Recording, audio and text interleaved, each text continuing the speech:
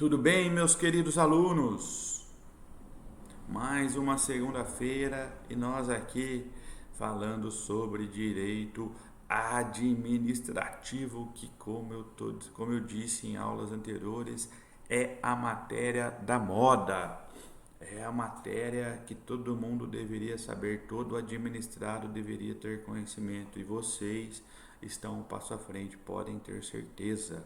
É, Dizer para vocês que eu estou muito, mas muito feliz porque vários alunos me questionando via WhatsApp é, sobre alguns questionamentos que estão ocorrendo, algumas situações que estão ocorrendo nas suas cidades, em seus municípios. É, e a troca de ideias, a troca de conhecimento é essencial, não só para o aluno, mas para o professor.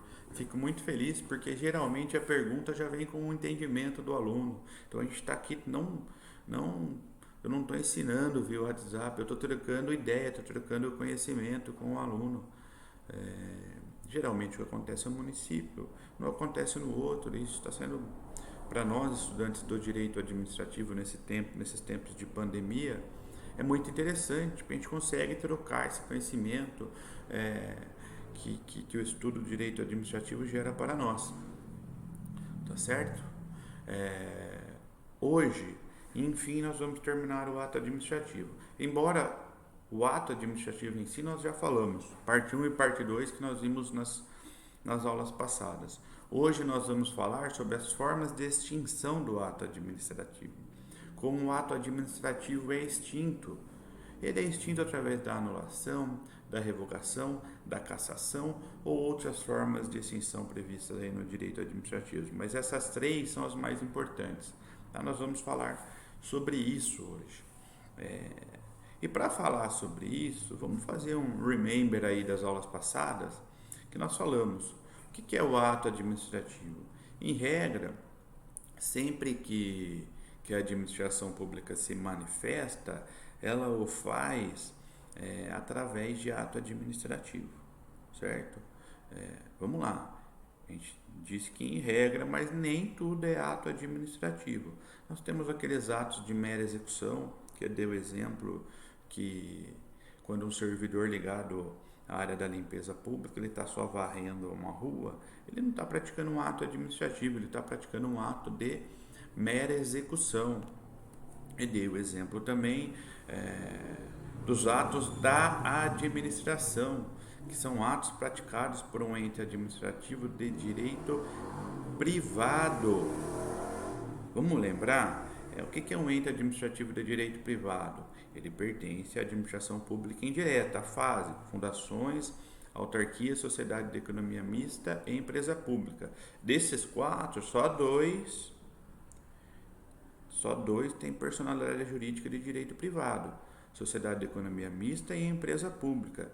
Daí eu disse para vocês, quando um gerente de um banco, um funcionário de um banco, do Banco do Brasil, por exemplo, te oferece lá um empréstimo, um título de capitalização, ele não te impõe essa aquisição. Ele te oferece, você aceita ou não.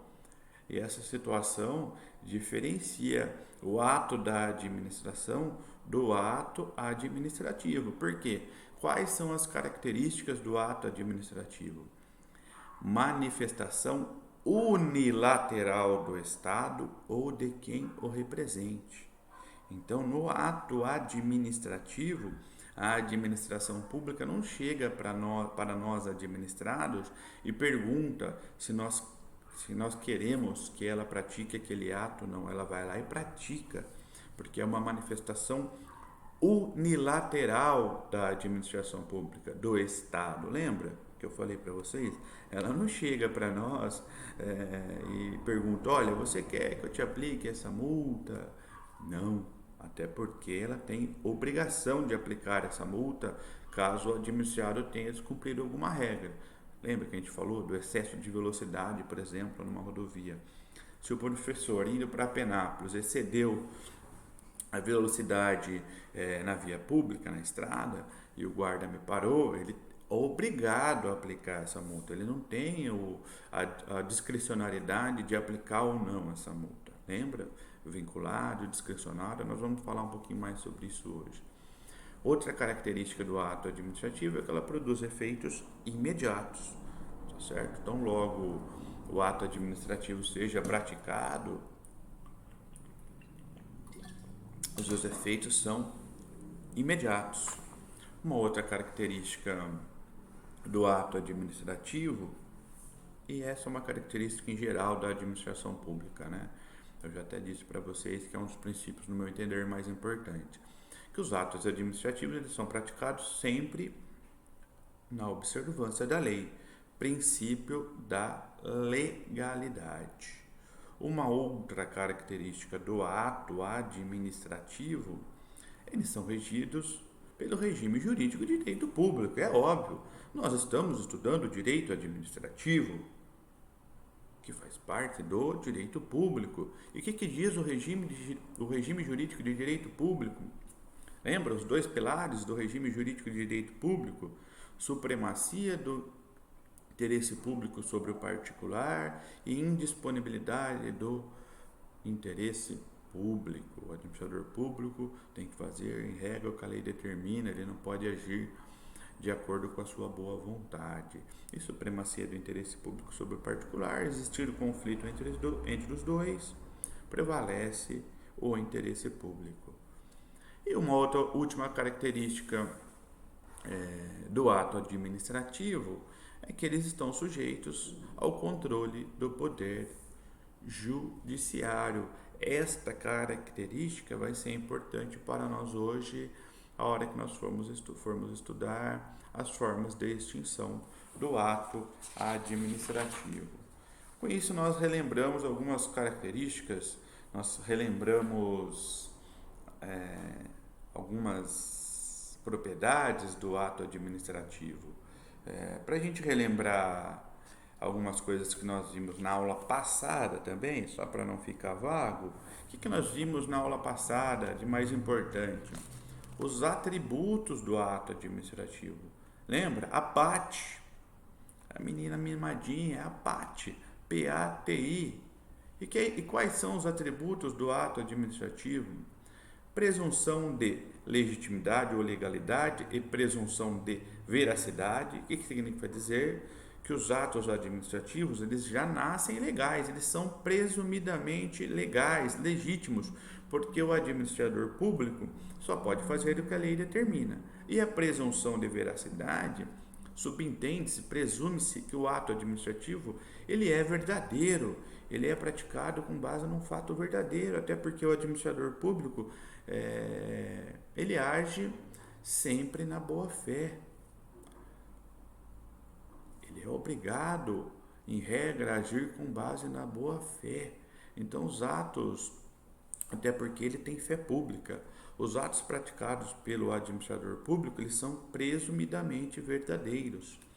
Um outro atributo do ato administrativo é a autoexecutoriedade, ou seja, a administração pública, em regra, lembra que tem algumas exceções, mas em regra, ela não necessita da intervenção do Poder Judiciário para praticar seus atos.